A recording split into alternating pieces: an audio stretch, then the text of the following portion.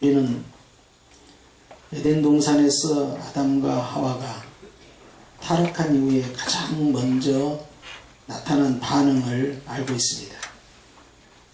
선악을 알게 하는 나무의 열매를 따먹지 말라 했거늘 그것을 따먹는 순간 그들에게는 가장 먼저 수치심과 두려움이 들어왔습니다. 수치심이 들어옴으로 그들의 몸을 감추고 그리고 나뭇잎으로 만든 상태에서 나무 뒤에 숨어있게 되었고요. 하나님과의 대면하는 것을 두려워하는 그 두려움이 그때부터 시작된 겁니다. 그 전에는 그런 수치심이나 두려움이 존재치 않았어요. 즉 수치심, 두려움, 결국 이것은 무엇을 지적받았을 때, 즉 정죄라고 하는데요. 그걸 통해서 나타나는 현상인데 주님이 찾아오시기도 전에 스스로 마음 가운데 그런 두려움과 불안감 그리고 자기 자신을 바라보면서 자기 컴플렉스를 유발시켰는데 그것이 바로 수치심이었던 거예요. 원래적이고 에덴 동산 때 시작됐던 자기 컴플렉스인 이 수치심을 통해서 결국 하나님과의 관계를 멀리하고 숨어버린 겁니다. 그리고 이것이 에덴 동산부터 이 시각까지 여전히 구원받은 성도에게조차도 나타나는 암적인 존재로 자리를 잡아서 예수님 재림하실 때까지 계속적으로 우리를 괴롭히는 독소와 같이 우리 안에 그 잔재가 남아있는 것도 사실입니다. 오늘 예수님께서 유대인들과 대화하는 내용을 우리가 함께 보았는데요. 특별히 당시의 종교 지도자였던 서기관 그리고 당시에 전체적인 문화권에 있어서 주류 세력을 대표했던 바리새들이 함께 모여서 연합작전을 펼게 됩니다. 그리고 그들의 공격은 예수님을 넘어뜨리기 위하여서 함정을 파고 그리고 한 대상을 끌고 옵니다.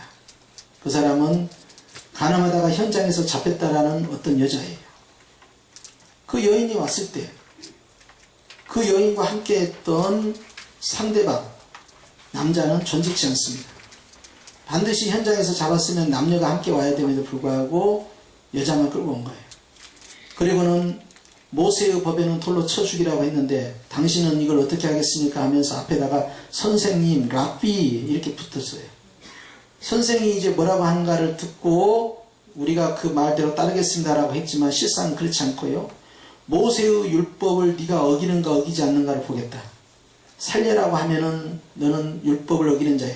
죽이라고 하면 너는 지금까지 증거했던 그 복음들, 약한 자, 가난한 자, 그리고 멸시당하던 자들을 친구로 삼았던 모든 복음이 다 무너지기 때문에 주님을 난처하게 만들 수 있는 함정입니다. 절호의 찬스예요.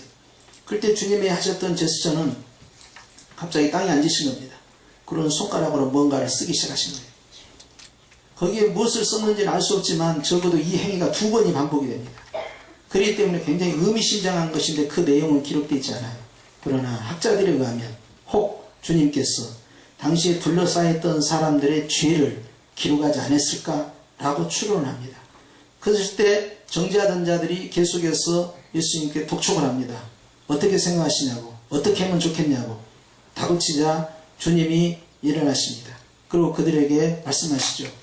너희 가운데 죄 없는 자가 먼저 돌로 치라.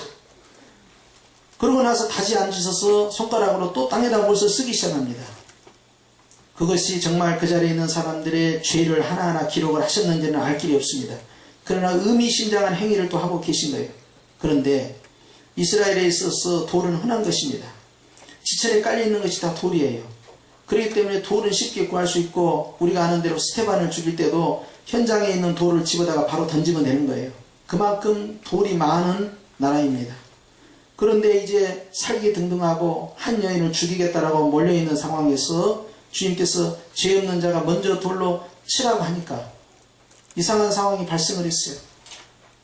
정죄했던 현장에서 잡아왔던 증인들은 2-3명이 꼭 증인으로 동참을 해서 그들이 목격자가 되어서 그들이 증언하고 먼저 범인에게 돌을 던져야 됩니다. 그리고 그에 동조하는 자들이 일제히 던지는데 성경에 보니까 이런 말씀이 나옵니다. 9절에 있는 말씀입니다. 시작. 저희가 이 말씀을 듣고 양심의 가책을 받아 어른으로 시작하여 젊은이까지 하나씩 나가고 오직 예수와 그 가운데 섰는 여자만 남았다 했습니다. 그들이 어떻게 해서 양심의 가책을 받았다라는 구체적인 내용은 없지만 주님은 뭔가 손가락을 쓰셨다는 것과 죄 없는 자가 먼저 돌로 치라고 했을 때 살기등등했던 증인들이 나서지 않습니다. 그리고 그들을 주도하고 있었던 리더, 즉 서기관과 바리새의 중심 세력들이 어른부터 서서히 빠져나가기 시작합니다. 이 상황을 주변에서 보고 있던 혈기방장한 젊은이들조차도 더 이상 앞으로 진행하지 못합니다. 그리고는 빠져나가는 물결 속에서 남아있는 자가 없이 다 빠져나가는 겁니다. 이런 희한한 일이 발생을 한 겁니다. 주님께서는 모세의 율법과 주님의 사랑, 이 두 가지를 다 만족시키는 말씀을 하셨죠. 던져라. 그러나 죄 없는 자가 먼저 손을 대거라. 아무도 그렇게 할 수 없었던 것입니다. 여인이 간음했다라는 것을 현장에서 가지고 왔는데 한국 사회에서는 이 문제가 굉장히 큰 문제예요. 간음했다, 음란이다, 굉장히 크게 봅니다. 그런데 미국에서는 우리가 아는 대로 미국 대통령이 클린턴이 루이스키와 백악관에서 문제가 발생했다 했을 때 사람들은 왜 그렇게 둘이 간통했느냐, 이 문제를 크게 문제 삼지 않아요. 오히려 그것을 왜 사실대로 말하지 않느냐라고 하면서 거짓말을 한 7계명보다는 9계명을 더 크게 생각하는 문화권이 서양의 문화권입니다. 그런데 한국에서는 7계명 자체에 대해서 굉장히 의미부여를 하죠. 왜냐하면 도덕성을 더 강조했기 때문에. 그런데 이렇게 정죄하는 문화 속에서 주님께서는 이 여인을 건져내시는 방법으로 죄 없는 자가 먼저 손을 대라고 했을 때 아무도 나서지를 못한 거예요. 사실 이 여인이 가지고 있었던 제목은 현장에서의 간음죄였죠. 상대방 남자는 어디 있는지 알 수 없지만, 그런데 주님께서는 그들을 향하여서 너희가 죄가 있느냐 없느냐를 먼저 따져 묻은 겁니다. 이 여인을 죽이겠다 살리겠다는 그 다음 이야기예요. 그리고 죄 없는 자가 먼저 정죄해봐라. 아무도 나설 수 없었던 것이죠. 사실 여인의 음란죄와 관련돼서 이야기가 나왔지만 이 간음죄, 음란죄, 이 죄는요, 예수님께서 마태복음에서요, 산상수훈에서 이렇게 말씀하십니다. 간음하는 자는 죄다. 그런데 여인을 보고 마음에 음욕을 품은 자도 간음했다. 전혀 유대교의 장로들에 의해서 전승된 가르침에 없는 이야기입니다. 그런데 시내산에서 율법을 주신 당사자이신 예수님께서, 아멘입니까? 예. 예수님은 구약하고 상관없다고 자꾸 생각하니까 문제예요. 예수님은 나의 주님이시오 나의 하나님이시라고 그랬죠. 예수님은 우리의 구원자, 우리의 창조주이십니다. 예수님께서 구약에 나타났을 때 아브라함에게 상수리나무에서 나타날 때 거기에 나타난 성부와 성자와 성령의 역사 가운데서 성자 하나님이라는 사실을 아셔야 돼요. 예수님께서 요한복음에서 말씀하실 때 아브라함은 나에게 그렇게 대하지 않았다. 아브라함은 바로 이것을 보고 기뻐하고 즐거웠다 하면서 아브라함과 당신이 함께 있었음을 증거하니까 유대인들이 네가 나이 50도 되지 않았는데 어찌하여 아브라함을 봤다 하느냐, 미쳤구나, 그러면 돌로 쳐서 죽이려고 했던 거예요. 그런데 구약의 그 하나님이 바로 우리 예수님이었던 사실입니다. 예수님이 하나님의 아들이면서 하나님 자신입니다. 그런데 시내산에서 계시를 주셨을 때 계시의 본질이 표면적 계시와 이면적 계시가 있는데, 간음하지 말라, 그것은 표면적이죠. 육체를 의미한 걸로 생각한 거예요. 그런데 주님께서는 이면적 계시, 즉 마음을 읽어버린 겁니다. 네 마음도 그러면 정결하냐, 이렇게 묻는 거예요. 거기까지는 유대인들은 진도를 뺄 수가 없었던 거예요. 그렇기 때문에 형제를 미워하는 것이 살인죄라는 사실을 꿈이라도 생각을 안 했던 거죠. 사람을 죽여야 살인입니다. 그런데 주님께서는 미워하는 그 순간에 그것은 살인죄다 하면서 이면적 계시에 대해서 해석을 해버린 겁니다. 그런 것은 납비로부터 가르침을 받은 바가 없었죠. 굉장한 도덕성을 요구한 거죠. 그리고 계시의 본질에 대해서 주님은 정확하게 지적한 겁니다. 자, 간음으로 가십시다. 간음에 대해서 우리는 영적인 간음과 육적인 간음이 있다는 사실을 알아야 됩니다. 표면적 간음은 육체적 간음이라 하더라도 이면적 간음은 그 마음에 음욕을 품는다고 했죠. 그런데 우리는 요한일서에 보면 이 세상을 사랑하는 것이 바로 음란이라고 했어요. 물질을 사랑하는 것, 돈을 사랑하는 것, 주님보다 다른 것을 더 사랑하는 순간에 그것은 음란의 대상이 된다는 것입니다. 그렇기 때문에 우리는 사실 하나님 앞에서 현장에서 범죄하고 있는 바로 그 여인과도 같아요. 그리고 주님보다 더 사랑하는 그것을 우리는 무슨 큰 보석이나 되는 것처럼 그걸 붙잡고 계속 늘어지고 있는 것이죠. 그렇기 때문에 수많은 영적인 간음들이 우리 안에 존재합니다. 우리가 하나님 앞에서 알고 지은 죄도 있지만 모르고 지은 죄도 엄청 많습니다. 그렇기 때문에 여기에 보시면 10절에 주님께서 이렇게 말씀합니다. 시작. 예수께서 일어나사 여자 외에 아무도 없는 것을 보시고 이르시되 여자여 너를 고소하던 그들이 어디 있느냐, 너를 정죄한 자가 없느냐 그랬어요. 여자여 라고 이렇게 불렀는데, 이 여자는 본문에 있어서는 분명히 현장에서 잡힌 그 여자지만 이 시간에 성령께서 우리에게 이 말씀을 주셨을 때 그 여자는 바로, 따라서 합시다, 우리 자신이다. 교회입니다. 교회가 하나님 앞에서요, 전에는 다 음란한 자들이었고 가늠한 자들이었고 하나님을 배반한 자들이었고 주님보다 세상을 사랑한 바로 그 자체였어요. 그렇기 때문에 신랑 대신 예수님을 만나기 전에는 다 바람피고 엉뚱한 짓을 했고, 때에 따라서는 예수님 믿는다 하면서도 그 안에서도 바람피는 경우가 많이 있죠. 뭡니까? 마음을 빼앗기는 거예요. 생각을 빼앗기는 거예요. 생활을 빼앗기는 거예요. 주님 앞에 내 모든 걸 드리겠나이다 했던 약속은 다 무너집니다. 시간도 내가 알아서 관리해요. 물질도 내가 알아서 관리해요. 삶도 내가 다 주도하는 거예요. 그러니까 머리 대신 주님이 할 일이 없는 겁니다. 신랑 대신 주님이 할 일이 없는 거예요. 주님이 뭘 하겠습니까? 내가 다 주도적으로 하겠다는데. 그렇기 때문에 성령이 나를 이끄는 사람이 될 수가 없는 것이죠. 그러면서 우리는 주님을 믿는다고 합니다. 믿음의 정의가 뭔지도 몰라요. 믿음은 하나님께서 나를 다스리시고 나를 통치하시고 나를 이끌어 가셔야 되는데, 내가 다 결정짓고 주님께 헬프미 하는 거예요. 조금 도와주세요. 도와주시면 제가 더 삶의 질이 높아질 것 같아요. 행복 지수가 높아질 것 같아요. 조금 더 다른 사람보다 우월적 위치에 있을 것 같아요. 자아성취를 향하여, 목표를 향하여 나아갑니다. 주님 도와주실 거죠? 그것이 믿음이 아닌 것이죠. 그런데 우리는 그렇게 생각을 할 때가 많이 있죠. 그런데 하나님께서는 우리를 향하여서 여전히 사랑의 손길을 내놓습니다. 오늘 주님께서는요, 여자여 너를 고소하던 자가 어디 있느냐, 너를 정죄한 자가 없느냐 라고 물어요.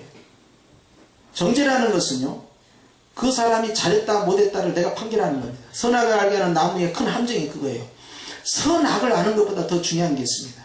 이것이 옳으냐 그러냐보다 더 중요한 게 있어요. 옳고 그른 것은 궁극적으로 하나님이 판결하시지만, 이것이 옳다 그러다 하는 순간에 자기 함정에 빠져요. 왜냐하면 헤아리는 자는 헤아림을 받고 비판하는 자는 비판을 받는다는 거예요. 그렇기 때문에 반드시 하나님의 옳고 그름의 분별 속에는 사랑이 들어가야 돼요.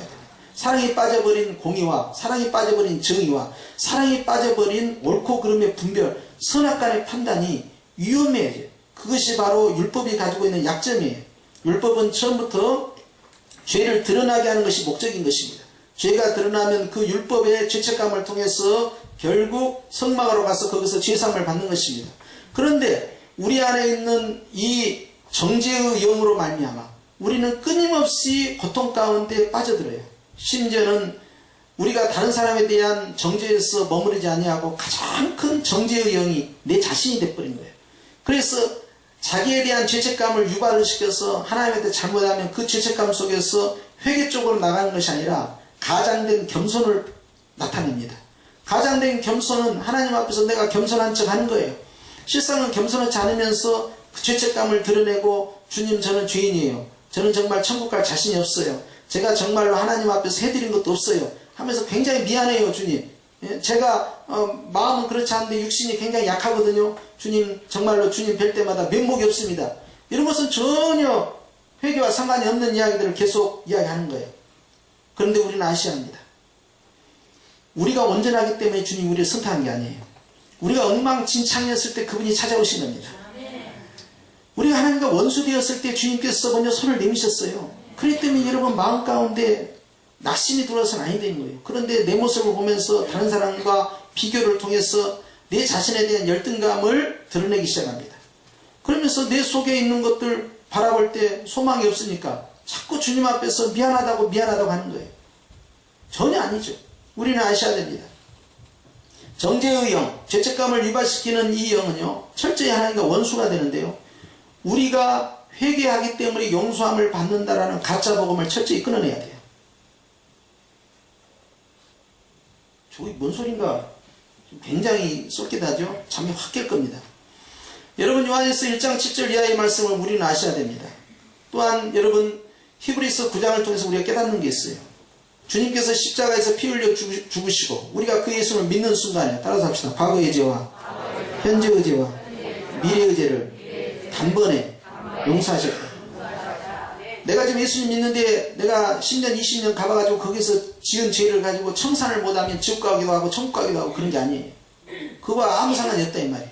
예수님을 믿는 순간에 주님께서는 과거 죄와 현재 죄와 미래의 죄를 한꺼번에 다 도말하셨기 때문에 따라서 용서하시고 회개하라 하신다. 회개하기 때문에 용서가 되는 게 아닙니다. 실상은 이미 용서를 하시고 믿고 회개하라는 거예요. 그렇기 때문에 우리가 구하기 때문에 문이 열리는 게 아니에요. 믿고 구하면 주님께서 예비하신 것을 여는 것을 발견할 수 있는 거예요.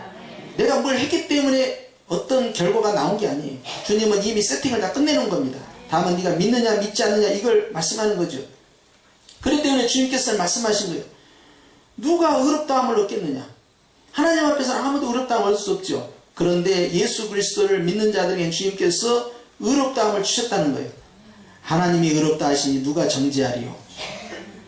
바울은 그 복음에 대해서 깨달았습니다. 바울도 굉장히 율법에 충실한 사람이에요. 그렇기 때문에 그는 스트레스를 많이 받습니다. 왜냐하면 율법은 어둠 가운데에서 죄가 있다, 죄가 없다를 드러내는 거예요. 그러니까 여러분 캄캄한 가운데에서는 안에 무엇이 있는지 알 수 없지만 형광등이 켜지면은 물건이 어디 있는지 알 수 있는 것처럼 말이죠. 말씀에 빛이 들어오게 되니까 야 이게 죄구나, 이게 죄가 아니구나 안다 이 말이에요. 전에 우리가 길거리 가다가 침을 탁 뱉으면 그것이 벌이 안 됐어요. 죄가 안 된다 이 말이에요. 그러니까 과태료 안 냅니다. 근데 지금은 누가 그렇게 하다가 경찰관한테 걸리면 과태료를 당장 물려요. 죄라는 거예요 그게. 법이 있을 때는 죄가 되는데 법이 없을 때는 죄가 아닌 거죠. 근데 신의 산에서 율법이 임하는 순간부터 죄가 드러나기 시작한 겁니다. 죄가 이제 죄 된 거예요. 그런데 이스라엘 밖에 있는 사람, 율법이 없는 사람들에게는 죄가 아니었던 것이 유대인들에게는 죄가 있었는데 바울이 이제 하나님 앞에서 율법에 흠이 없는 자로서 바리새인 중에 바리새인이요 베냐민 지파의 후손으로서 그는 하나님 앞에서 경건한 자라 율법을 보니까 자기가 죄가 막 드러나는 거예요. 그래서 나 이 죄로부터 내가 어떻게 하면 좋지? 그렇게 하다가 다메섹에서 예수님을 만났네요. 예수님을 만나면 좀 좋을 줄 알았어. 그런데 여러분 형광등보다 더 밝은 태양빛처럼 밝은 주님의 빛이 임한 겁니다. 가령 여러분 아침에 방문 열어놓으면 동력 안을 햇살이 쫙 비치게 되면 방이 어떻게 됩니까? 그 먼지가 날아다니는 것까지 다 보인다고요. 바닥에 먼지가 있는 것이 문제가 아니라 공중에 날아다니는 조금만 움직이지 않아도 먼지가 보일 정도예요.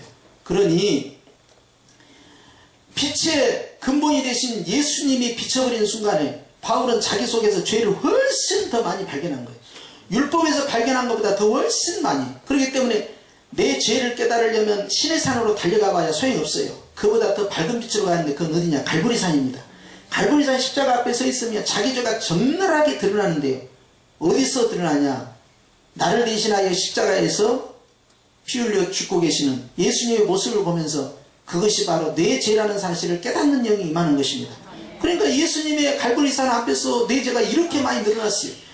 율법에서 신의 산에서 볼 때보다 죄가 비교할 수 없어요. 십계명 10가지요?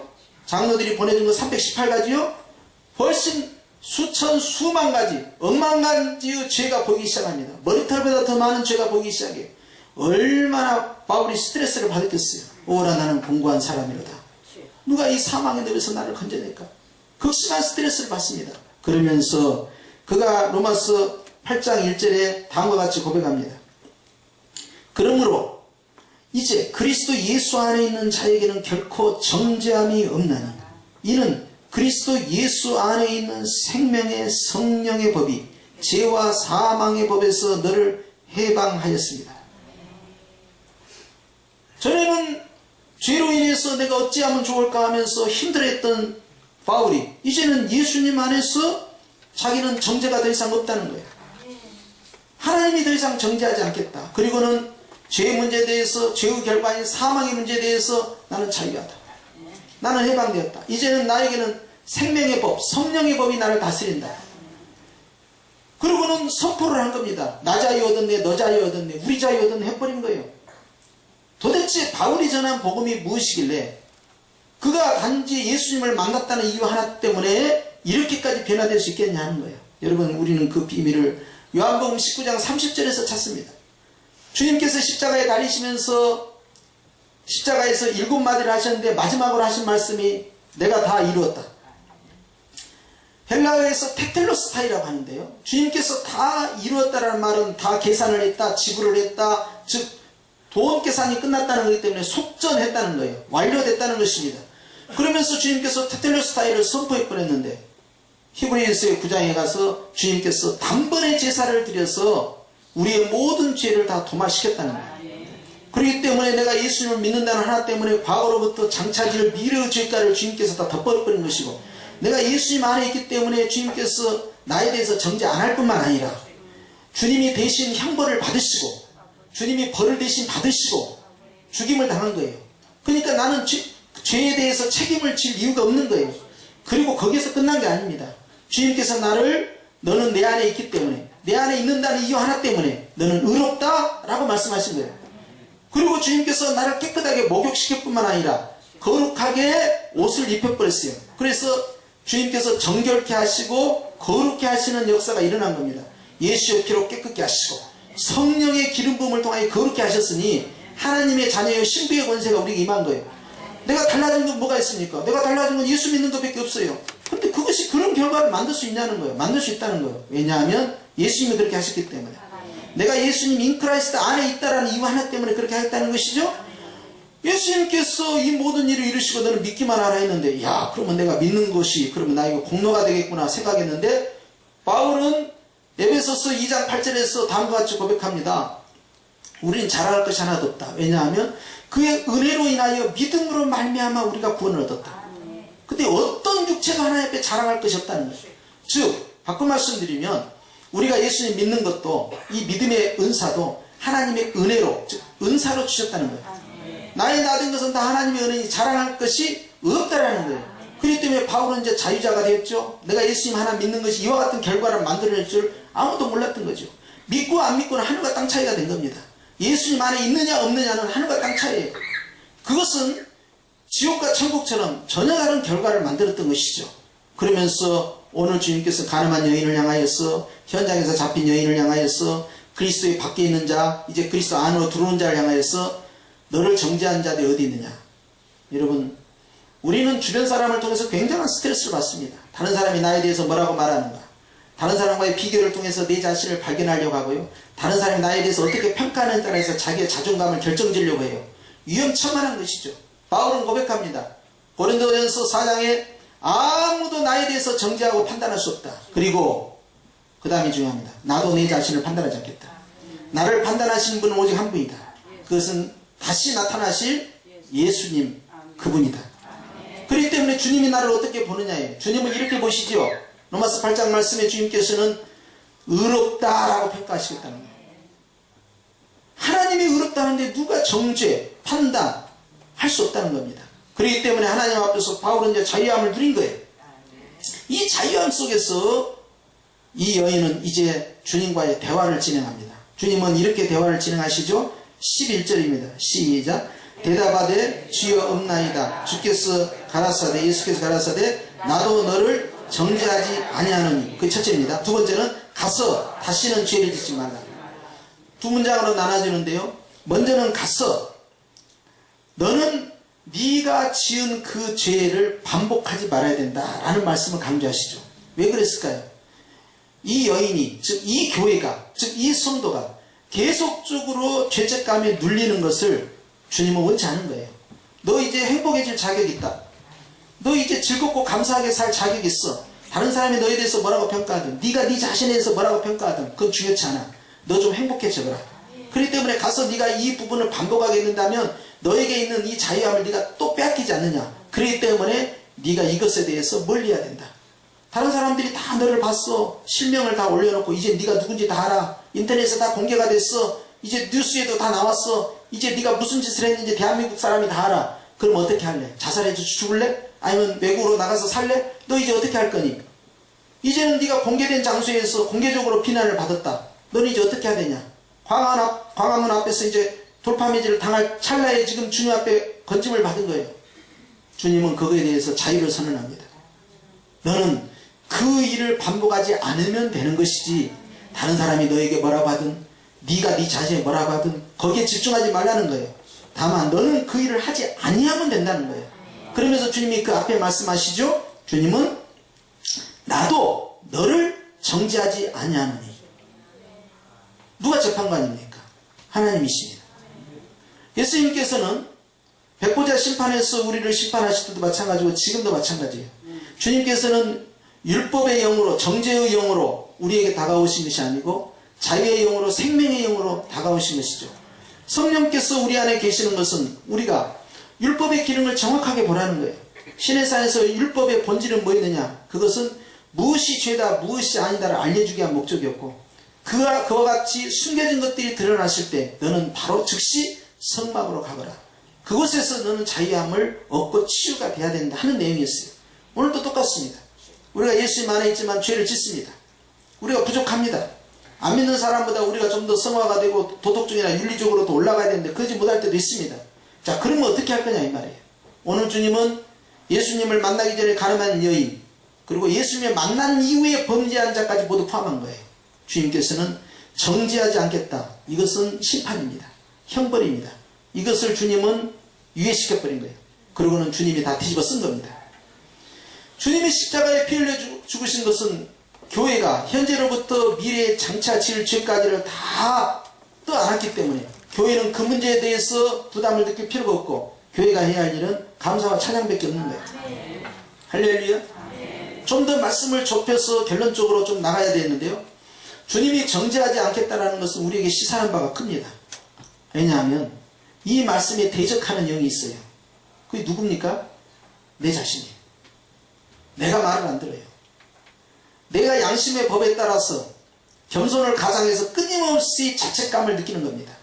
그리고 그 자책감은 나를 성숙시키는 회개로 발전이 아니라 주님 앞에 얼굴을 가리는, 나무 뒤에 숨어버리는 아담과 같은 행위로 만들어서 주님과의 간격을 좁히지를 못하는 거예요. 그리고 그것을 감춥니다. 뭘 덮으려고 합니다. 외면을 합니다. 시간이 흘러간다고 해결될 문제가 아니에요. 그렇기 때문에 주님께서는 우리 자신이 주님 앞에서 좀 더 진술하기를 원해요. 세리와 유대인이 성전에 들어가서 어떻게 기도했냐 말씀하시면서 진술한 자가 이기는 겁니다. 주님은 우리가 죄를 얼마나 많이 졌느냐 적게 졌느냐, 착한 일을 많이 했느냐 적게 했느냐를 따지는 게 아니에요. 하나님 앞에서 얼마나 네가 진술하냐는 거예요. 아멘이신 하나님, 진실하신 하나님. 솔직히 다 주님 앞에서 보여주라는 거예요. 주님, 제가 어제 화가 나가지고 안 싸우려고 그랬는데요. 혈기를 부르고 싸웠어요. 근데 어제 참아야 된다 했는데 정말 죄송합니다. 전에는 그것이 죄인지도 몰랐어요. 그런데 구약에 있어서는 성질을 내면은, 화를 내면은 죄다. 그러니까 네가 가서 어린 양 하나를 잡아서 드려야 된다. 이런 내용이 없네. 그런데 신약에 와보니까 항상 기뻐하라, 범사에 감사하라. 이것을 안 하면 죄가 돼버린 거예요. 또 더 나가서 내일 일을 염려하지 말라. 그런데 우리가 염려 안 합니까? 엄청 염려하죠. 염려 하나 할 때마다 양을 잡을 것 같으면 대관령 목장이 부족할 판이에요. 엄청나게 죄를 많이 져요. 왜냐하면 하루에 범죄한 것만도 5만 가지 생각을 하지 않습니까? 그러면 1만 개도 아니고 2만 개도 아니고 5만 개, 5만 말을 하면 잡은다고 생각해봐요. 말하는 것이나 보는 것이나 듣는 것이나 생각하는 것 전부 죄를 짓고 있으니 우리가 제사를 지낼 것 같으면 꼼짝도 못하죠. 빛대신 주님 앞에서 우리가 너무 노골적으로 다 드러나는 거예요. 그런데 주님은 예수님의 피로 다 덮어버린 겁니다. 한 번 덮인 그 예수의 피는 끊임없이 우리 안에서 흘러가고 있어요. 영원한 구속입니다. 그리고 주님께서 죄 있는 자를 죄 없다 하시고 벌받을 자를 대신 받으시고, 그리고 너는 자유하라는 거예요. 문제는 내가 내 자신을 용서하지 않는다는 거예요. 끊임없이 나를 자책을 합니다. 내가 왜 그랬을까? 후회가 회개는 아닙니다. 그러나 그 후회가 하나님을 의지하는 회개 쪽으로 발전하지 못하고 나를 끊임없이 열등감으로 몰아넣어요. 다른 사람 앞에서 스스로를 향하여서. 그렇기 때문에 자존감이 떨어질 수밖에 없어요. 항상 기쁨이 안 되는 것입니다. 그리고 뭔가 쫓기는 거예요. 주님 앞에만 주면 주눅이 드는 거예요. 그의 문에 들어갈 때 감사함으로 들어가라, 기쁨으로 들어가라, 이게 안 되는 거예요. 예배 시간마다 감사는 축복을 만들고 기쁨은 그 축복을 자라나게 합니다. 입이 마르도록 하지만은 우리 스스로는 압니다. 나는 왜 안 될까? 주님께서는 내가 너를 정죄하지 않겠다. 바꿔서 뒤집어서 말씀드리면요, 주님께서 우리를 향하여 내가 너를 축복하겠다. 너를 둘러쌌던 그 사망의 늪에서 너를 정죄했던 그런 모든 올무로부터 내가 너를 자유케 하고, 그리고 벌거벗은 이 여인에게 주님께서 은혜의 옷을 입혀버린 겁니다. 그러면서 그 여인으로 하여금 가서 죄를 짓지 아니하면 네가 이것을 유지하는 것이다 하면서 그 여인에게 지속적 승리를 요구하셔요. 적극적인 용서를 통해서 주님께서 잘못하면 주님 자신도 돌멩이질을 당할 수 있는 상황이에요. 그럼에도 불구하고 주님은 생명을 건 겁니다. 그 사람들은 어차피 타겟이 예수님이었기 때문에 오늘도 우리는 수많은 정죄의 영에 둘러싸여 있습니다. 우리도 때로는 주님보다는 다른 걸 더 생각하고 더 사랑하고 영적인, 육적인, 심적인 그러한 가능 가운데 우리가 노출되어 있습니다. 그럼에도 불구하고 주님께서 우리에게 말씀하십니다. 너는 내 자녀다. 내가 너를 정죄하지 않는다. 너도 너 자신을 정죄하지 말고 헤아린 자는 헤아림을 받을 것이요 비난하는 자는 비난을 받을 것이다. 그렇기 때문에 주님께서 우리가 이 모든 걸로부터 자유하기를 원하는 거예요. 그거 바로 기쁨입니다. 우리는 수많은 것들에 대해서 옳고 그른 것을 가리려고 하기 때문에 문제가 되는 거예요. 주님이 우리를 향해서 옳고 그른 걸 가리지 않습니다. 그걸로 우리를 판단하지 않죠. 오늘 주님께서는 가서 이러한 일이 재발되지 않도록 네가 주의를 해야 된다. 왜냐하면 이 축복이 이어지도록 하기 위해서. 할렐루야. 오늘 주님께서 왜 이 말씀을 주셨을까를 생각해 봐야 합니다. 처음에 모두에 말씀드린 것처럼 주님께서는요, 믿는 자들이요, 구원받은 자들이 주님의 몸된 교회가 주의 안에서요, 마음의 큰 평안을 누리기를, 자유함을 누리기를, 좀 더 노골적으로 행복해지기를 원하셔요.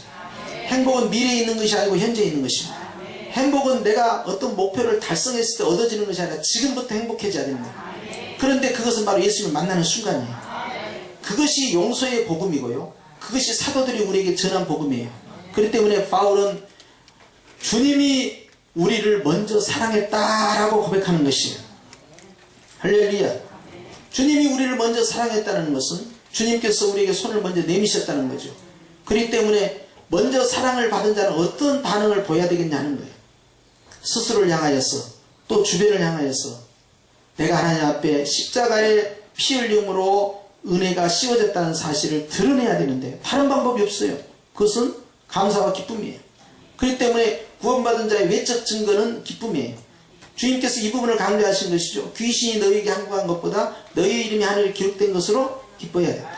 이 여인은 얼마나 기뻤겠어요. 이 여인은 죽으려다가 현장에서 살아났기 때문에 얼마나 이것이 오랫동안 각인이 됐겠어요. 그리고는 내가 정말 이러한 일이 반복되지 않겠다라고 각인을 한 것은 당연한 겁니다. 더 나아가서 이 여인은요, 그 다음에 이 여인이 누구였다, 이 여인이 어떤 행위를 했다라는 기록이 없지만 이 여인은 기필코 주님을 믿는 자로서 역사 속에 자리 잡았을 거예요. 우리는 이 여인의 실명을 알 수 없지만 이 여인은 주님으로부터 죄사함을 얻고 더 나아가서 하나님의 교회로 일원으로 들어오게 되었다. 오늘 이 말씀 속에서 이제 교회를 향하여서, 성령교회를 향하여서, 우리 자신을 향하여서 주님은 말씀합니다. 우리가 얼마만큼 죄를 지었느냐, 얼마만큼 정죄받을 일을 했느냐, 얼마만큼 바람을 피웠느냐, 이것이 중요한 게 아니에요. 그보다 더 중요한 것이 있어요. 그런 문제를 가지고 주님 앞에 나올 수 있겠냐는 거예요. 그런 문제를 주님 앞에 내려놓을 수 있겠냐는 거예요. 그런 문제를 주님 앞에서 진솔하게 말할 수 있겠냐는 거예요. 왜냐하면 믿고 한다는 것입니다. 그리고 그 안에서 우리는 자유함을 누리라는 거예요. 자유함을 누리는 자가 복 있는 자입니다. 주님께서는 우리를 향해서 계속적으로 그 문제 가운데 묶여있지 않기를 원하시는 거예요. 결국 사람들이 하나하나 다 떠날 때 이 여인이 자유함을 누린 것처럼 내가 생각으로부터 근심으로부터 염려로부터 내 정죄로부터 하나하나 다 떠나게 되면 나는 평안해지는 것입니다. 다 내려놓는다는 것은 다른 뜻이 아니에요. 주님 앞에서 그대로 오픈한다는 겁니다. 십자가 앞에 이 모든 것들을 그대로 보여드린다는 거예요. 그럴 때 주님께서는 정직한 영으로 역사하셔서 우리를 치유하기 시작합니다. 우리 주님이 우리에게 전하는 복음이, 또 사도들이 우리에게 전했던 복음이 이와 같은 복음이에요. 용서의 복음, 바로 사랑의 복음인 것입니다. 할렐루야. 오늘 우리를 향한 주님의 사랑이 우리 가운데 있습니다. 저는 이 요한복음 8장의 말씀을 받으면서 주님이 왜 이 말씀을 우리에게 주실까? 이 말씀을 통해서 성령께서 우리가 무엇을 붙잡기를 원하실까 고민을 합니다. 그런데 결론은 뭡니까? 주님은 우리를 사랑하셔서 정죄하지 않겠다. 그렇기 때문에 우리가 움츠러들 이유가 없는 거예요.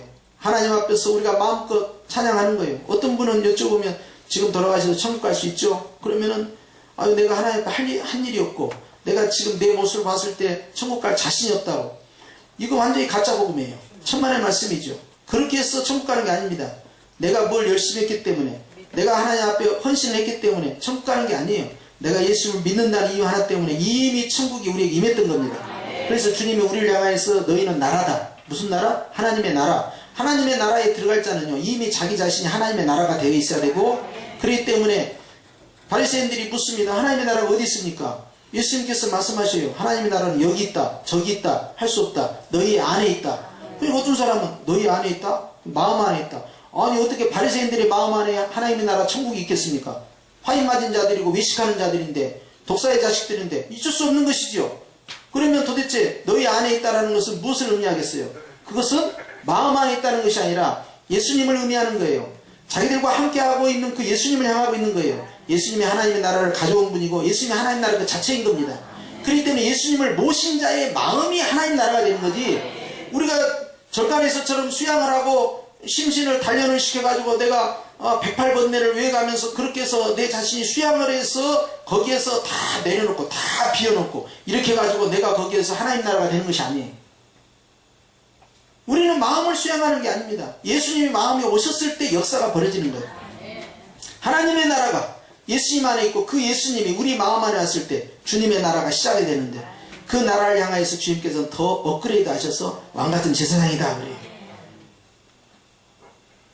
이스라엘 백성의 구성원이 되는 것도 어딘데 주님께서 왕같은 제사장이라고 신분 상승을 시키신 이유가 뭐냐면, 더 나아가서 주님은 우리를 향하여 신부를 하신다.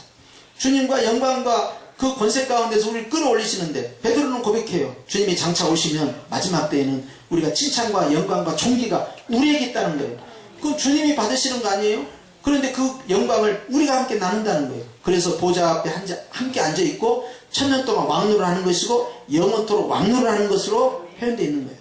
교회의 권세입니다. 이게 누가 이 모든 작품을 만들었어요? 나는 이 땅에서 힘들게 살 때 있고 범죄할 때 있고 말하는 거 보는 거 듣는 거 행하는 걸로 죄를 짓고 있는데, 주님께서는 왜 자꾸 나를 향하여 너는 깨끗한 자다, 거룩한 자다, 너는 주님 앞에서 복 있는 자다라고 왜 자꾸 말씀하시냐고요. 주님이 저를 보겠습니까? 제 안에 계시는 예수님을 본 거예요.